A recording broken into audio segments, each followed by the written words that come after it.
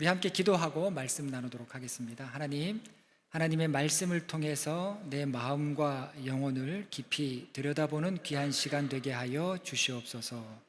예수님의 이름으로 기도합니다. 아멘. 기독교 역사를 보면 부흥의 때가 있다는 것을 알게 됩니다. 아무 때나 부흥이 일어나지 않았습니다. 특별한 시기에 특별한 장소에서 이 부흥이 일어났다라는 것을 알게 됩니다. 가장 가까운 부흥의 시대는 20세기 초였습니다. 1900년도에서부터 1910년까지 이때 우리나라에도 평양 대부흥 운동이 일어나게 됩니다. 그 중에서 전 세계적으로 부흥의 물결이 일어나는데 그 중에서 1904년부터 5년까지 발흥한 영국의 웨일즈 부흥 운동은 20세기의 가장 강력한 성령의 역사였고 엄청난 대각성 운동이었습니다. 이 웨일즈 부흥 운동이 일어나게 되므로 인도, 미국, 우리나라, 중국, 호주, 아프리카까지 이 부흥의 물결이 계속해서 파도처럼 이어지게 되는 것을 보게 됩니다. 그 중에서 특별히 영국 웨일즈는 특별한 은혜가 있었던 곳이었습니다. 그 전에도 이 웨일즈에서는 부흥에 여러 가지 조짐이 있었다고 합니다. 그러다가 1903년경에 4명의 웨일즈 청년들이 매일 밤 웨일즈의 부흥을 위해서 기도하기 시작하는데 이 기도 모임이 점점 커져갑니다. 점점 사람들이 모이기 시작하면서 다양한 연령층들이 매일 밤 웨일즈의 부흥을 위해서 기도하기 시작했던 것입니다. 이 모임의 주역에는 로버츠라고 하는 26살의 신학생이 있었습니다. 광부이기도 했고 또 신학생이기도 했는데 이 로버츠를 중심으로 시작된 부흥 운동이 파도처럼 번져갔던 것입니다. 그래서 기록을 보면 광부들은 늦게 가면 자리가 없으니까 탄광에서 나오기가 무섭게 씻고 옷을 갈아입고 집회 장소로 가서 집회에서 기도했다라고 하는 그런 기록들이 있습니다. 수많은 사람들의 삶이 변합니다. 우리가 상상 못할 그런 부흥의 역사들이 있는 것을 보게 됩니다. 집집마다 가정 불화가 있었던 그런 집집마다 치유되고 또 술집들이 비게 되면서 문을 닫게 되고 사람들이 빛을 청산하고 이 공장의 직원들은 훔쳐갔던 물건들을 다시 갖다 놓는 그런 일들이 일어납니다. 원수와 원수 사이에서, 교회와 교회 사이에서, 성도와 성도 사이에서 허물 수 없었던 그런 장벽들까지 다 무너지게 됩니다. 무신론자들까지 회심을 하고 구원받는 역사가 있었습니다. 이때 시중에 나와 있는 성경책도 다 품절되었다고 합니다. 욕설이 가득했던 이 탄광촌에서 우리 찬송에도 있죠. 샘물과 같은 보혈. 그런 찬송이 이 광산에서 울려 퍼지는 그런 놀라운 일들이 있었다라는 그런 기록을 보게 됩니다. 여러분, 이 부흥이 무엇입니까? 우리가 부흥의 의미에 대해서 항상 생각하고 있어야 됩니다. 진정한 부흥의 의미는 여러분 교회 숫자가 막 늘어나고 교회가 커지고 여러분 그런 의미가 아니라 진정한 부흥의 의미는 내 안에서부터 일어나는 성령의 역사예요. 전도는 예수님 믿지 않는 사람 교회 초청해서 이렇게 예수 잘 믿도록 인도하고 안내하는 게 전도라고 한다면 부흥은 예수님 믿지만 첫사랑을 잃어버렸어요. 은혜를 잃어버렸습니다. 믿음의 능력을 잃어버렸어요. 성령의 감동이 내 안에서 다 식어버렸습니다.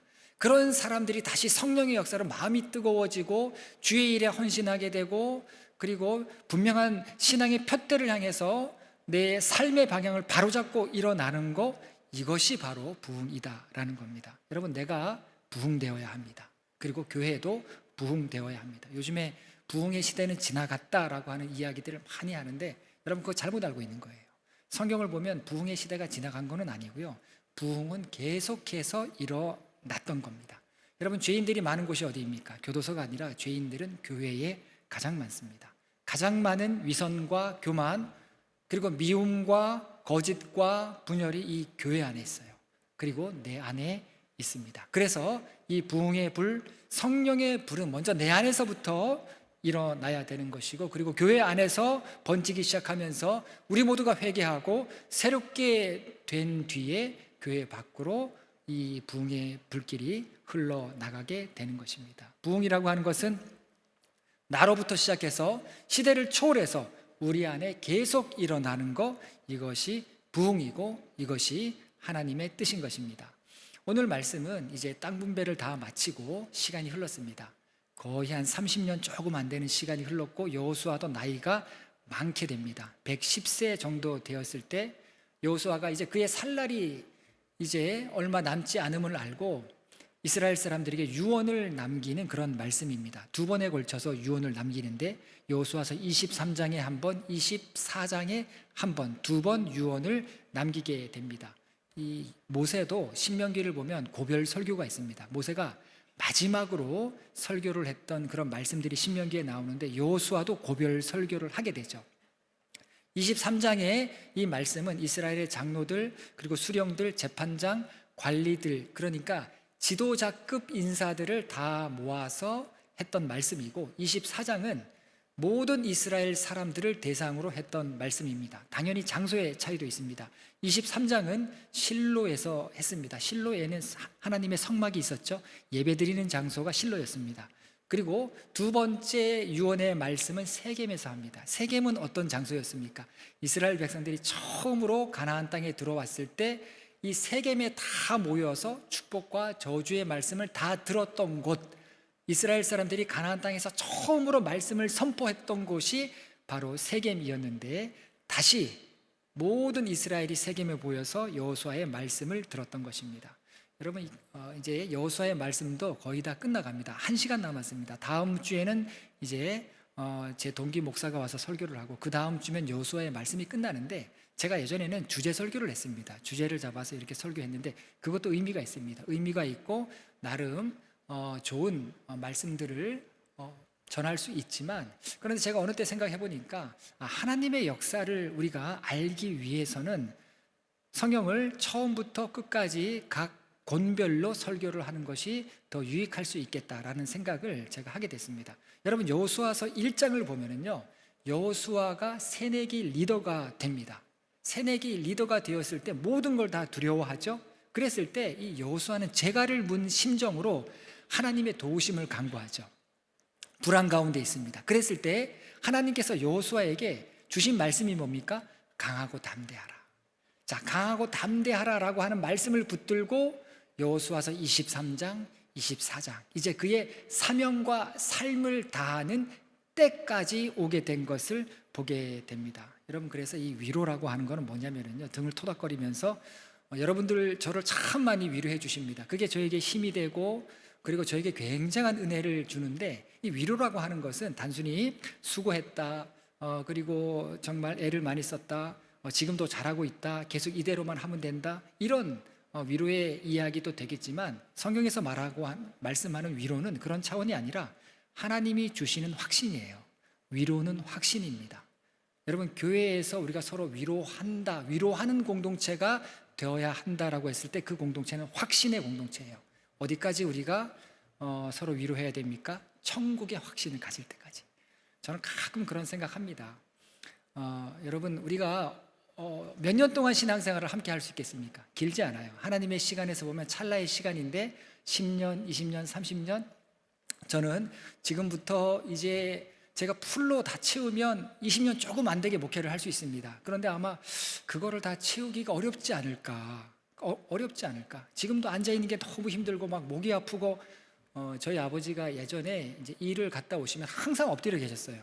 엉덩이가 아프고 허리가 아파서 이렇게 엎드려 계셨는데, 제가 보니까 지금 아버지를 닮은 거예요. 아버지를 닮아갖고, 그래서 여러분 수련회 갈 때도 저는 방석 가져갑니다. 이 바닥에 못 앉아요. 커피숍 가도 딱딱한 의자, 나무 의자 이렇게 못 앉아요. 엉덩이가 너무 아파갖고, 야, 이거 언제까지 이렇게 앉아서 이렇게 할 수 있을까? 그런 생각을 하게 됩니다. 그러면 우리는 어떤 마음으로 함께 신앙생활을 해야 되는 것입니까? 몸은 약해져요. 몸은 약해지고 병이 들고, 그리고 내가 나의 살 날이 여호수아처럼 이제 얼마 남지 않았다, 그런 순간이 다가오게 됩니다. 그랬을 때 우리 더운 공동체는 천국의 위로, 천국의 확신을 갖는 데까지 나아가는, 하나님께서 우리를 반드시 저 천국으로 인도하신다라고 하는 그런 믿음의 공동체, 믿음의 확신을 주는 그런 공동체가 되어야 한다라는 것입니다. 그래서 여러분, 서로를 위로한다라고 했을 때 믿음의 확신을 보여주는 거예요. 어려운 분들을 위로한다라고 했을 때 하나님 도우신다는 확신, 하나님 함께 하신다는 확신, 지금은 내 생각과 다르고 내 계획과 다르고 모든 것이 다 어긋나 있는 것처럼 보일지라도 하나님께서 질서 있게 하시고 하나님께서 새롭게 하신다라는 라고 하는 그런 확신 가운데 우리 모두가 거하도록 우리는 신앙생활 해야 되고 부름 받았다라는 겁니다. 여호수아서 1장에서 강하고 담대하라 라고 하는 그런 위로와 확신을 얻고 여호수아와 이스라엘은 앞만 보고 쭉 달려가게 됩니다. 자, 안팎으로 강한 적들이 있습니다. 강한 적과 그리고 내부의 어려움과 맞서 싸우면서 마침내 이 가나안 땅, 약속의 땅 정복이라고 하는 그런 하나님의 역사를 이루어내는 것을 보게 됩니다. 그래서 성경책 한 권을 밀도 있게 이렇게 들여다보면 하나님의 역사를 보게 됩니다. 처음에 시작부터 끝까지 하나님께서 이렇게 인도하시는구나, 하나님께서 이들을 이렇게 다루시는구나. 여러분, 그런 말씀을 보면서 하나님께서 우리도 이렇게 인도하시고 우리도 이렇게 이끌어 가시겠구나 하는 믿음의 확신을 갖게 되는 것입니다. 그래서 말씀이 중요한 것입니다.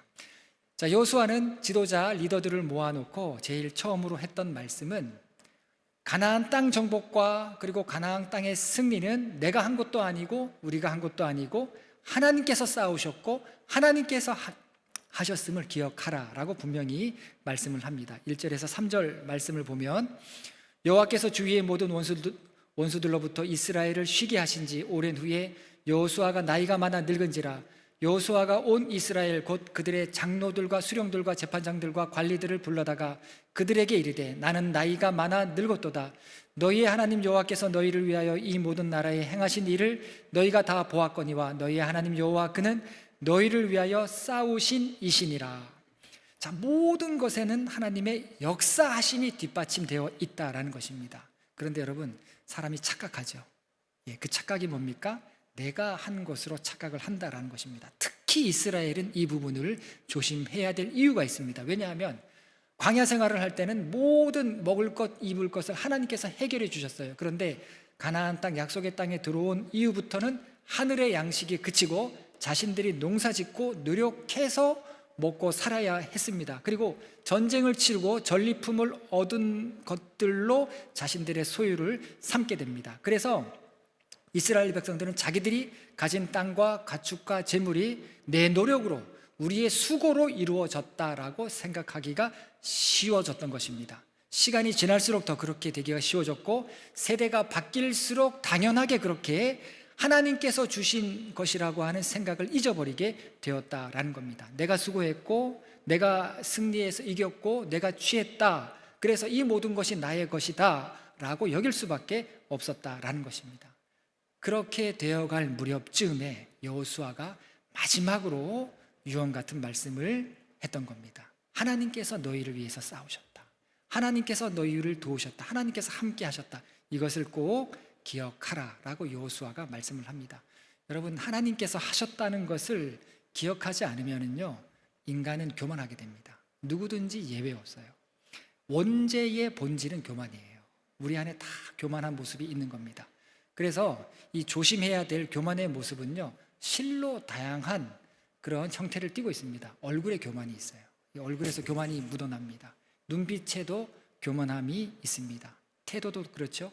장사꾼의 태도, 장인의 태도 완전히 똑같이 물건 만들어서 파는데 장사꾼과 장인의 태도가 다르듯이 여러분, 우리의 태도에도 교만한 태도가 있다라는 겁니다. 여러분, 직분의 태도도 있어요.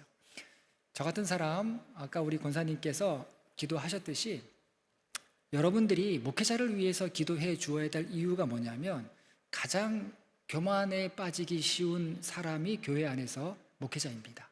이게 직분의 교만이에요. 가장 말을 함부로 할 수 있고 가장 여러 가지 태도에 있어서 하나님 위에 있는 것처럼 그렇게 행동할 수 있는 위험에 가장 많이 노출되어 있는 사람이 목회자이기 때문에 저를 위해서 기도해 주실 때 다른 것보다 건강이나 가정 다 좋습니다만 다른 것보다 교만에 빠지지 않도록 기도해 주시는 것이 너무나도 중요한 것입니다. 그리고 더 심각한 교만이 교회 안에 있죠. 은혜의 교만입니다. 여러분, 교회 안에서 은혜 받은 분들이 열심히 일하는데 근데 문제가 되는 경우도 그런 경우입니다. 열심히 봉사하고 열심을 갖고 뭔가 하는데 그래서 은혜를 받고 쓰임을 받는데 이상하게 시간이 흐를수록 교만하게 되어가요. 여러분, 이거 굉장히 조심해야 됩니다. 은혜의 교만, 직분의 교만, 이거 누구도 예외 없이 사단은 그런 식으로 그런 방식으로 역사한다라는 것을 보게 됩니다. 그리고 과거를 잃어버리고 감사를 잃을 때 우리는 교만하게 됩니다. 하나님이 하셨다는 것을 잃어버리기 때문에 그러한 것입니다. 그렇기 때문에 여호수아는 지금까지 쌓으신 하나님의 역사를, 하나님께서 쌓으셨다, 하나님께서 이루셨다, 하나님께서 도우셨다라고 하는 것을 잊지 말고 너희 마음에 새겨라 라고 당부의 말씀을 했던 것입니다. 그리고 두 번째는 이 여호수아가 말씀에 대한 순종을 언급합니다. 6절에서 8절 말씀을 보면 그러므로 너희는 크게 힘써 모세의 율법책에 기록된 것을 다 지켜 행하라. 그것을 떠나 우로나 좌로나 치우치지 말라. 너희 중에 남아있는 이 민족들 중에 들어가지 말라. 그들의 신들의 이름을 부르지 말라. 그것들을 가리켜 맹세하지 말라. 또 그것을 섬겨서 그것들에게 절하지 말라. 오직 너희의 하나님 여호와께서 가까이 하기를 오늘까지 행한 것 같이 하라. 자, 하나님의 말씀에 대한 순종이 가장 중요한 원리이다라고 하는 것을 여호수아는 누구보다 잘 알고 있었습니다. 왜냐하면 여호수아는 원래 전쟁을 잘 하는 사람이 아니에요. 그리고 모세처럼 능력의 지팡이를 갖고 있었던 사람이 아닙니다. 모세는 지팡이가 있었죠. 던지면 뱀이 되고 다시 잡으면 지팡이가 되고, 홍해를 가를 때도 지팡이를 가리켜서 홍해를 가려고 그런 지팡이가 있었습니다. 사람들이 볼 때 모세를 여러 부분에 있어서 신비롭고 능력의 종이다, 하나님의 종이다라고 생각할 그런 부분들이 모세에게는 많이 있었어요. 그런데 여호수아는 그렇지 않았습니다. 아무것도 없었어요. 그리고 평생을 이인자로 살아왔던 그런 사람입니다. 그런데 여호수아가 어떻게 하나님 앞에 그렇게 쓰임 받을 수 있었을까? 그리고 여호수아가 유일하게 했던 것이 있다면 무엇일까라고 생각을 해본다면 그것은 다름이 아니라 자기 옆에 늘 하나님의 율법을 가까이 두고 그것을 읽고 그것을 묵상한 것이 아닐까라고 하는 생각을 하게 됩니다. 그렇게 율법을 가까이 두고 그 말씀을 내 입으로 읽고 마음으로 읽고 내 삶에 적용하고 그렇게 해봤더니 철병거로 무장한 강한 족속들도 신기한 방법으로 하나님께서 이기게 하시고, 그리고 노예근성이 몸에 배어 있어서 정말 다루기도 힘들고 말도 듣지 않는 이 이스라엘 지파가 약속의 땅에 들어와서 놀랍도록 하나가 되어서 일사불란하게 움직이는 그런 역사도 경험하게 되었던 겁니다. 여호수아가 리더십이 탁월해서가 아니에요. 여호수아는 원래 그런 인물이 아니었습니다. 자기가 리더가 되었을 때도 하나님 너무 무섭습니다. 사람이 무섭고 상황이 무섭고 하나님, 그리고 내가 결정하는 게 두렵고 모든 것이 하나님 불안합니다. 이렇게 하나님 앞에 엎드리면서 고백했던 인물인데, 그런데 시간이 흐를수록 이 여호수아에게서 놀라운 지혜가 나오고 놀라운 능력이 나오고 놀라운 힘이 나오게 되는 것을 보게 됩니다. 원천은 그에게 있지 않았어요. 하나님의 율법을 가까이 했을 때, 하나님의 율법을 가까이 하는 자에게 주시는 하나님의 은혜라는 것을 여호수아는 깨닫게 되었던 겁니다. 여러분, 하나님의 말씀을 가까이 하는 게 중요하죠. 제가 지난번에도 한번 말씀드렸는데 우리 권사님께서 오늘 이거를 갖고 오셨어요. 여러분, 이게 뭔지 아십니까? 제가 이따가 예배 끝나고 저기 밖에다가 우리 지역장님, 우리 교구장님께 드리면 테이블 이렇게 하나 놓으시고 펼쳐 놓으세요. 그리고 누구든지 그냥 지나가지 마시고 이거 한번 보고 지나가시게 우리 지역장님들이 양옆에서 길을 좀 막으시고 우리 권사님께서 이거 성경을 다 쓰신 거예요. 그래서 제가 새벽 시간에 한번 말씀드렸나요? 성경을 어떻게 이렇게 다 기록을 하셨냐고, 필사하셨냐고 그러니까 힘들 때마다 성경을 기록했다라고 이렇게 말씀을 하셨습니다. 이거 보면 감탄해요. 여러분, 이렇게 인쇄한 것 같습니다. 그냥 막 쓴 게 아니고요, 정성을 다해서 구약시대 서기관들이 성경을 필사할 때 목욕을 하고 다시 펜을 잡고 또 목욕을 하고 펜을 잡고 그런 심정으로 쓴 것 같아요. 보면 그렇습니다. 그래서 내년에는 저희가 5주년을 맞이하게 되는데 우리가 하나님 앞에 드릴 게 뭐가 있습니까? 내년에는 전교인이 다 말씀을 필사할 거예요. 우리 권사님께서 미리 이렇게 모형을 보여주셨습니다. 모형을 보여주셨고, 이렇게 전교인이 다 필사를 해서 여기 강단에 놓든지 아니면 사무실을 나중에 새로 잘 꾸미면 그 강단에 놓든지 하여튼 강단에 놓을 거예요. 강단에 놓고 우리 1세대 더원교회 1세대 교인들이 한 글자 한 글자 이렇게 하나님의 말씀을 기록해서 우리의 중심을 드립니다 라고 하는 상징적인 그런 행사를 하고 싶습니다. 이제 십자가도 하나 이렇게 강단에 갖다 놓게 됩니다. 작년에도 작년에 이제 제가 한번 말씀드렸죠. 우리 이제 서울 관광구 교목이 안 믿는 아이들이 여기 와서 예배드리고 하는데 십자가가 있었으면 좋겠다. 십자가를 하나 놓자. 교목이 먼저 그렇게 얘기를 하는 거예요. 제가 먼저 얘기할 수 없잖아요. 학교에다가. 학교도 부담스럽고 오히려 친구 관계라 더 어렵습니다. 제가 얘기를 안 해요. 일부러. 그리고 뭐 다른 일이 있으면 교인들 보고 우리 장로님들 보고 교목이나 뭐 교장 선생님한테 연락하라고 그러지 제가 절대 먼저 이렇게 얘기하지 않습니다. 오히려 더 관계가 어려워질 수 있기 때문에. 그런데 먼저 얘기를 하는 거예요. 십자가를 놨으면 좋겠다. 아 그래 좋다. 그럼 그렇게 하자. 그렇게 하니까 뭐 화성의 어떤 장로님이 십자가를 만들어주는 장로님이 계시다고 한번 가보자고. 그래서 제가 이제 봉고차를 끌고 어느 수요일에 한번 가지 않았습니까? 갔더니 봉고차에 실을 수도 없는 십자가예요. 들 수도 없는 십자가. 이 교목이 등치가 한 100kg 이상 나가는 그런 친구인데도 들리지가 않아요. 십자가가 얼마나 십자가가 무거운지. 그래서 야 이거는 안 되겠다. 이거는 안 되고 좀 기다려보자 했는데 마침 또 십자가를 만드는 목사님, 십자가를 만드는 교회가 있는 걸 또 알게 됐어요. 우리 리더십 리트릿 갔을 때 목걸이, 십자가 목걸이 다 하나씩 했죠? 그 교회는 정말 독특한 교회입니다. 그래서 제가 그 교회를 보면서 생각하는 건 뭐냐면 여러분 다른 교회 볼 것도 없고요. 하나님께서 우리에게 주신 달란트, 하나님께서 우리에게 맡겨주신 사람, 하나님께서 우리에게 주신 환경, 여기에서 우리는 최선으로 말씀의 선택들을 하면 돼요. 여러분 그 교회는 온 교인이 십자가도 만들고 그 작품 같은 것들을 이렇게 만들어서 그렇게 신앙생활을 합니다. 노아의 방주라고 하는 아주 거대한 작품을 만들었어요. 인터넷에 한번 쳐보세요. 놀랍습니다. 어떻게 저렇게 저걸 다 만들었을까?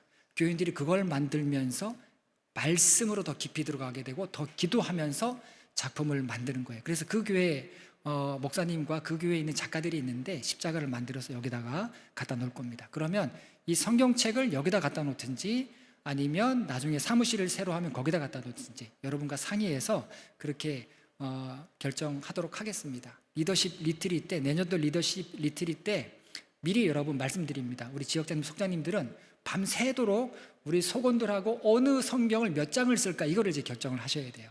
그게 내년 리더십 리트릿의 아주 중요한 그런 부분입니다. 여러분 우리가 왜 이렇게 합니까? 신앙생활의 아주 중요한 부분은 말씀이에요. 말씀이 있어야 됩니다.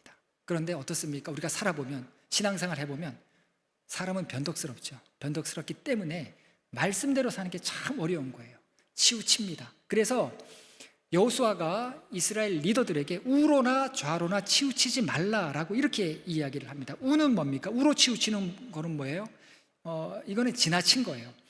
성경이 말씀하지 않은 것을 하나님의 말씀인 것처럼 이야기하고 받아들이는 모습들입니다. 이거는 굉장히 신앙적으로 보이는데 성경적이지 않아요. 이런 모습들이 우리 안에 굉장히 많습니다. 교회가 이래야 됩니다. 이렇게 신앙생활 해야 됩니다. 라고 하는데 알고 보면은요, 자기 주장이에요. 자기 생각이고, 자기 소망이고, 자기 꿈인 것을 하나님의 말씀에 덧붙여서 이야기하는 것을 보게 됩니다. 이거는 우로 치우친 거예요.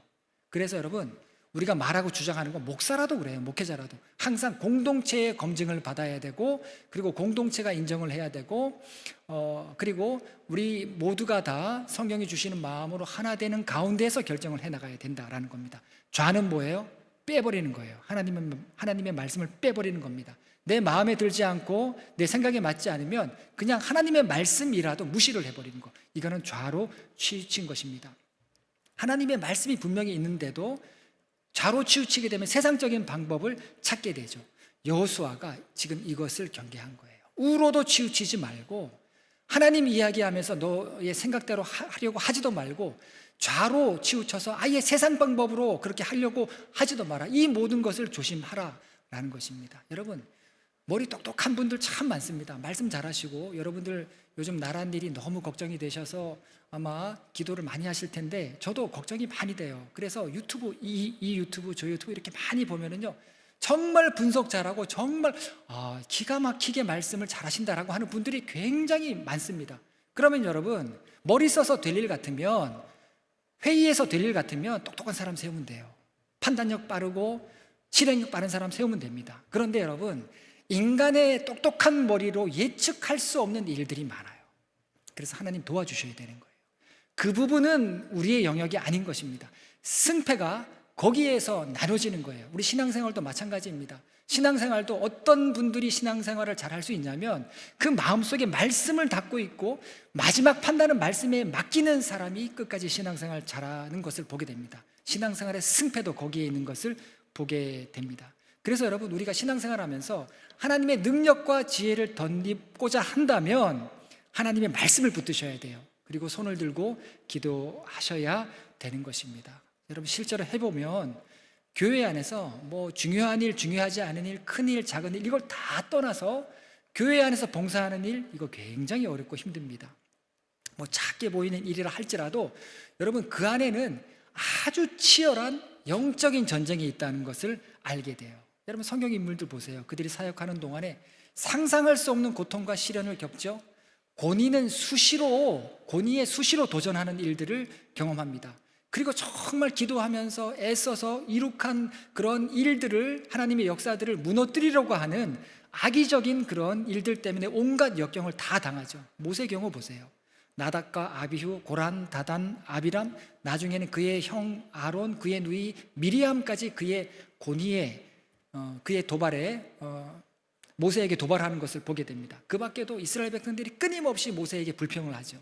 원망을 합니다. 그래서 나중에 모세가 오죽하면 그의 생애 말년에 어떤 이야기를 하냐면 이스라엘을 보고 너희는 목이 곧은 백성이다.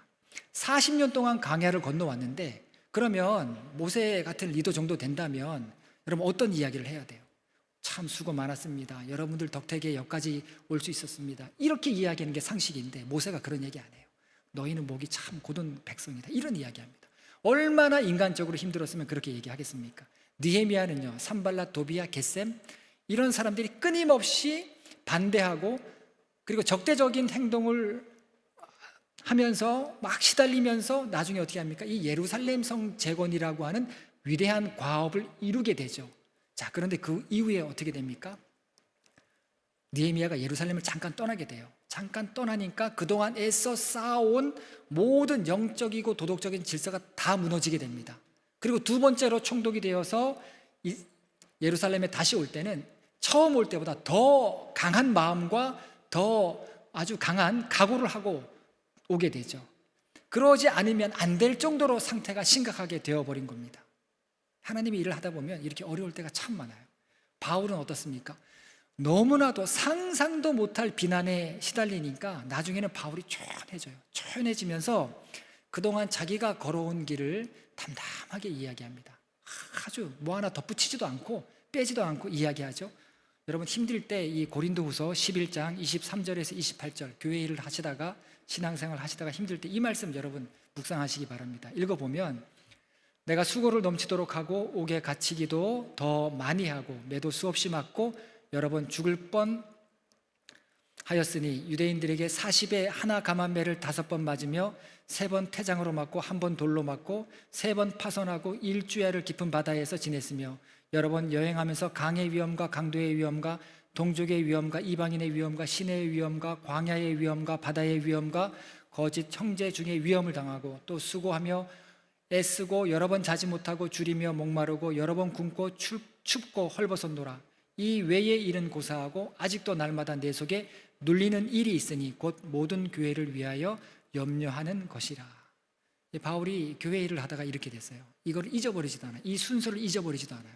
자기가 당한 일들을 머릿속에 다 지금 고스란히 기억하고 있는 것을 보게 됩니다. 인간적으로 힘든 거예요. 어려운 겁니다. 그런데 이들이 감당해내죠. 감당할 수 있었던 비결이 어디에 있었습니까? 말씀에 있었다라는 것입니다. 말씀을 가까이 하니까 하나님께서 이들을 붙들어 주셨던 거예요.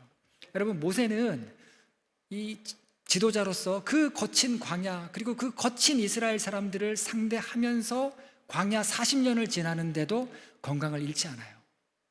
그래서 신명기 34장 7절을 보면 모세가 거의 죽을 때 뭐라고 이야기하냐면 내 나이 120세가 되었습니다. 그러나 나의 눈은 흐려지지 않았고 기력도 쇠하지 아니했습니다. 이런 이야기를 합니다. 여러분, 건강관리 잘해서 그런가요? 여러분, 철저하게 루틴을 짜서 하루하루 살아서 이렇게 되었습니까? 아니에요. 하나님께서 그가 광야 생활 내내 잘 할 수 있도록 건강을 붙들어 주신 거예요. 여러분, 목회도 그렇습니다. 제가 뭐 얼마큼 목회하겠다 이렇게 하겠다 아무 소용없고요. 하나님께서 저를 붙들어 주셔야 돼요. 그래서 기도하실 때 교만하지 않도록, 그리고 하나님의 붙드심 가운데 우리 모두가 있도록 우리가 함께 기도해야 되는 것입니다. 느헤미야서를 느헤미야가 기록했죠. 처음부터 자기가 다 기록을 했습니다. 다 기록을 하면서 그 어려움을 다 이겨냈는데, 느헤미야 13장 31절이 느헤미야 마지막 구절이에요. 그 마지막 구절에서 뭐라고 이야기하냐면, 내 하나님이여 나를 기억하사 복을 주옵소서. 힘든 일 하나도 얘기 안 해요. 어려웠던 거 하나도 이야기 안 하고, 하나님 나를 기억하시고 나를 복되게 하여 주시옵소서. 이렇게 느헤미야서를 마치게 되는 것을 보게 됩니다. 겸손함이 묻어나 있죠. 그리고 영적인 자신감, 그 영적인 자신감은 하나님 나와 함께 하시고 하나님 도와주신다라고 하는 신앙 경험과, 그리고 미래 소망에서 나오는 그런 영적인 자신감을 보게 됩니다. 사도 바울도 그의 삶의 마지막 끝에 유언 같은 편지를 마지막에 보내는데, 그게 디모데후서예요. 디모데후서 4장 18절에서 뭐라고 이야기하냐면, 하나님께서 나를 모든 악한 일에서 건져내셨고 천국에 들어가도록 하나님이 나를 구원하실 것입니다. 하나님께 영광이 세세 무궁토록 있습니다. 이런 고백을 합니다. 여러분, 우리의 마지막 고백이 이렇게 되기를 바라겠습니다. 마지막에 하나님께서 모든 악에서 나를 구원하셨습니다. 영광이 하나님께 있습니다. 이렇게 고백하고 우리 천국 가는 더운교회 성도님들이 되시기를 바라겠습니다. 한결같이 이들이 마지막에 남긴 말들은요, 미래에 대한 불안이 아니에요. 내 자식에 대한 걱정이 아닙니다. 한결같이 평안함 가운데 소망을 이야기합니다. 희망을 이야기해요. 이들의 육신은 쇠해졌고 이들도 곧 이제 이 땅에서의 사명과 삶을 다해서 하나님께로 갈 그런 순간을 맞이했는데, 복을 이야기하고 구원을 이야기하고 하나님께서 지켜주신 것을 이야기하는 것을 보게 됩니다. 이게 뭐냐면 하나님께서 붙들어 주셨다는 거예요. 하나님께서 나를 붙들어 주셔서 나를 복되게 하시고 나를 구원하셨다라는 그런 고백을 하는 것을 보게 됩니다. 아무리 힘든 일이라 할지라도, 그리고 아무리 수월해 보이는 일이라 할지라도 하나님께서 우리 손 잡아주셔야 돼요. 붙들어 주셔야 됩니다. 그래야 우리는 은혜로 감당할 수 있고 마지막에 하나님의 영광을 찬송할 수 있게 되는 것입니다. 여호수아가 그런 심정으로 지금 이야기하는 겁니다. 하나님의 말씀을 가까이 해야 된다. 이제 이스라엘은 정말 어려운 상황에 이제 노출되었습니다. 지금까지 가나안 정복 전쟁은 아무것도 아니에요. 지금 이후부터 가나안 땅의 그 풍요로운 우상과, 그리고 이 세상의 유혹에 맞서서 이들은 영적인 전쟁을 해야 했던 것입니다. 이제 말씀을 가까이 하지 않으면 이들은 우상을 떨쳐낼 수 없는 그런 상황 가운데 놓이게 되었던 거예요. 여러분, 오늘날도 그렇습니다. 여러분, 사람의 마음속에는요 우상이 다 있어요. 저에게도 우상이 있고 여러분에게도 우상이 있습니다. 여러분, 지금의 우상은요 돌과 나무와 금속으로 깎은 그런 우상들이 아니죠. 그런 뭐 바알, 아세라상 이런 게 아닙니다. 우리 안에 있는 우상은요 사람을 허망하게 만드는 생각들, 헛된 공상들, 그리고 우리 마음을 미련하게 만드는 그런 생각들, 이런 게 다 우상이에요. 정신적인 우상이 우리 안에 있어요. 그래서 여러분, 신령과 진정으로 하나님께 영광 돌리고 하나님을 높이는 예배가 중요한 겁니다. 말씀을 통해서 모든 것이 하나님께로부터 왔음을 고백하는 신앙이 중요한 거예요. 감사하는 신앙이 중요하고요. 그리고 홀로 조용한 시간에, 혼자 있는 시간에 정말 하나님 생각하면서 기도하는 그런 영적인 습관이 너무나도 중요한 겁니다. 여호수아가 이제 다음 세대를 이끌어 가야 될 지도자들과 이스라엘 사람들에게 마지막으로 당부했던 말씀을 가까이 하라라고 하는 그런 말씀이었습니다. 마지막으로 여호수아는 경고를 합니다. 마지막에는 경고를 해요. 11절에서 13절 말씀을 보면, 그러므로 스스로 조심하여 너희의 하나님 여호와를 사랑하라. 너희가 만일 돌아서서 너희 중에 남아있는 이 민족들을 가까이하여 더불어 혼인하며 서로 왕래하면 확실히 알라. 너희 하나님 여호와께서 이 민족들을 너희 목전에서 다시는 쫓아내지 아니하시리니 그들이 너희에게 올무가 되며 덫이 되며 너희의 옆구리에 채찍이 되며 너희의 눈에 가시가 되어서 너희가 마침내 너희의 하나님 여호와께서 너희에게 주신 이 아름다운 땅에서 멸하리라.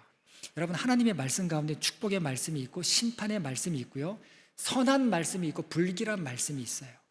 오늘 본문의 말씀 가운데 불길한 말씀이라고 하는 단어가 분명히 나오고 있는 것을 보게 됩니다. 불길한 말씀을 지금 여호수아가 전하고 있습니다. 약속의 땅에 들어오고 이제 우리 일 다 끝났다. 천년만년 우리가 행복하게 살자. 너희의 생각대로 되지 않을 것이다. 이렇게 지금 경고하는 거예요. 이 아름다운 약속의 땅에서도 너희 망할 수 있다는 거예요. 너희 하나님께서 쓸어버리실 수 있다는 겁니다. 너희를 또다시 다 유랑하게 만들 수도 있고 떠돌이처럼 만들어 버릴 수도 있다라고 하는 것을 지금 경고하고 있는 겁니다. 하나님의 말씀의 유익함이 뭐냐면 한계를 알려줍니다. 한계. 가지 말아야 할 길, 벗어나서는 안 될 길, 이거를 분명하게 하나님께서는 알려줍니다. 가지 말아야 될 길을 여호수아가 이야기하는데 그게 뭐냐면 우상을 섬기지 말라라고 하는 것과 우상을 섬기는 자들과 결혼하지 말라. 이 통혼에 대한 문제를 지금 여호수아가 지금 이야기하고 있는 것을 보게 됩니다. 여러분 이게 뭐냐면 우상을 섬기지 말라. 그 당시에 바알 신은요 풍요의 신이에요. 아세라도 풍요의 신입니다. 모든 사람이 바알과 아세라에게 가서 절하고 풍요를 달라고 비를 달라고 그렇게 살던 시대입니다. 그런데 그렇게 하지 말라는 거예요. 왜 그렇습니까? 이스라엘의 목적은 잘 사는 게 목적이 아니었어요. 결혼 잘하고 행복하고 풍요롭게 사는 게 목적이 아니었다라는 겁니다. 이들의 목적은 하나님이 주신 땅에서 신앙의 부흥, 영적인 개혁을 일으키는 것이 이들의 목적이었던 겁니다. 여러분 하나님께서도 오늘날 우리에게 동일한 목적을 주셨어요. 우리의 목적, 우리의 생각은 편하게 살고 싶고 잘 살고 싶고 여러분 다 그런 마음 있지 않습니까? 다 똑같은 마음이죠. 좀 여유롭게 살고 싶고 그리고 보란듯이 살고 싶은 마음들 다 갖고 있습니다. 세상살이가 얼마나 힘듭니까? 얼마나 돈 벌기가 힘들고 여러분 연세가 드셨어도 계속 일을 하셔야 되고 이 돈에 평생 그냥 노예처럼 살아가는 그런 삶이기 때문에 여러분 정말 우리가 잘 사는 거, 행복하게 사는 거 여기에 항상 목마름이 있고 갈급함이 있어요. 그런데 여호수아가 이야기하는 건 뭐냐면 세상의 삶이 그럴지라도 우리의 목적은 그렇게 잘 사는 데만 있는 것이 아니라 믿음으로 사는 데 있다라는 겁니다. 110세가 된 여호수아가 보니까 아무것도 모르는 다음 세대들이 이제 일어나기 시작하는 거예요. 이들은 광야도 모릅니다. 전쟁도 모르는 세대예요. 광야를 걷고 전쟁을 다 거친 세대들도 가나안의 풍요 앞에 우상 앞에 넘어지는 것을 여호수아는 너무나도 많이 봤는데 이제 어린 세대들이 일어나는데 보니까 광야도 모르고 전쟁도 모르고 그러니까 여호수아의 입장에서는 야 큰일 났다. 이들이 어떻게 이 약속의 땅에서 하나님의 백성으로 살아갈 수 있을까 염려가 되는 겁니다. 여러분 오늘날 우리 자녀들을 볼 때도 그렇지 않습니까?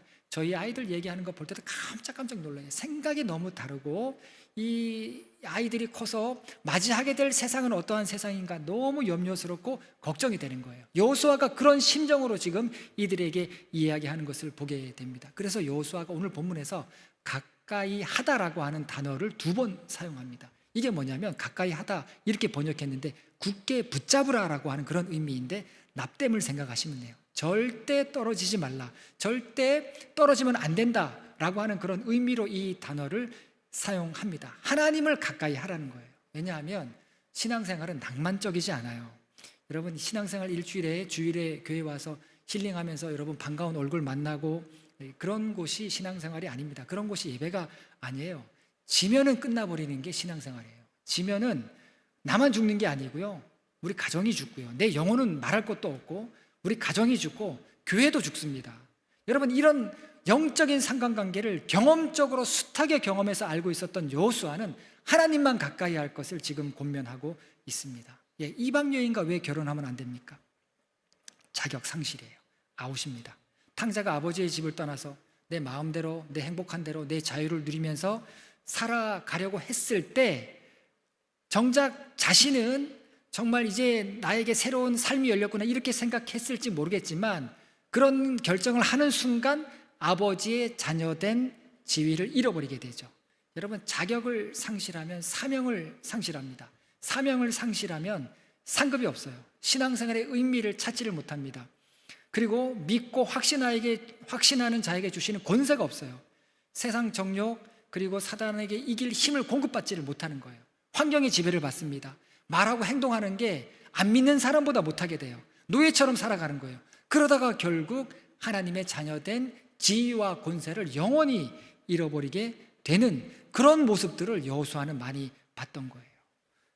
통혼이라고 하는 문제, 성경에 여러분 이게 성경을 자세히 보면 통혼이 얼마나 심각한 문제인가, 이게 여호수아 시대 이후부터 사사 시대의 지배적인 문제가 됩니다. 약속의 땅에 들어오는 순간부터 이 통혼의 문제가 핵심적인 아주 문제가 돼요. 솔로몬 왕이 마지막에 몰락했죠.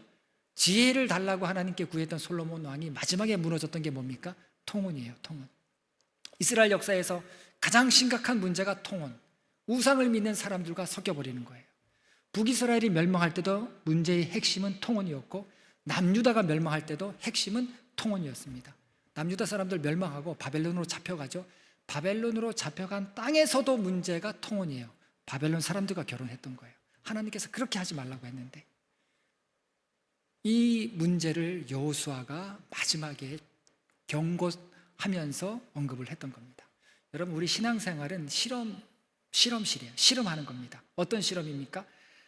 말로만 하나님 사랑한다라고 이야기하지 말고, 하나님을 사랑하는 삶이 무엇인가, 하나님을 사랑하는 자의 삶의 모습의 열매는 무엇인가, 이거를 찾고 이거를 발견하고 그리고 말씀을 통해서 이것을 확인하는 믿음의 실험실이 우리의 삶인 것입니다. 여러분, 여기에는 형통의 원리가 분명해요. 축복의 원리도 분명합니다. 가까이 해야 할 것도 확실하고 멀리 해야 할 것도 확실합니다. 여호수아가 이런 권면과 이런 교훈을 이스라엘 지도자들에게 남겼던 겁니다. 여러분, 이 말씀을 잘 기억하시기를 바라겠습니다. 하나님은 말씀을 따라 살아가는 자의 삶을 하나님께서 붙드시고 지키신다라고 약속하셨어요. 그 약속의 말씀을 붙들고 어렵고 힘들 때마다 하나님의 말씀 기억하면서 말씀으로부터 오는 영의 양식, 말씀으로부터 오는 능력, 말씀으로부터 오는 은혜로 세상을 이기시고 믿음으로 승리하는 여러분 모두가 되시기를 간절히 바라겠습니다. 기도하시겠습니다. 하나님, 세상 살아가는 삶에 방법이 있습니다. 다들 그렇게 살아간다고, 그리고 나도 그렇게 살아야 한다는 그런 강박도 있습니다. 그러나 다시 한번 하나님의 말씀을 생각할 수 있는 믿음을 주시고, 하나님의 말씀을 따라 내 삶을 다시 질서 있게 조율하고 정리하며 살아갈 수 있는 담대함을 우리에게 주시어서 말씀으로 승리하는 삶이 될 수 있도록 인도하여 주시옵소서. 예수님의 이름으로 기도합니다. 아멘.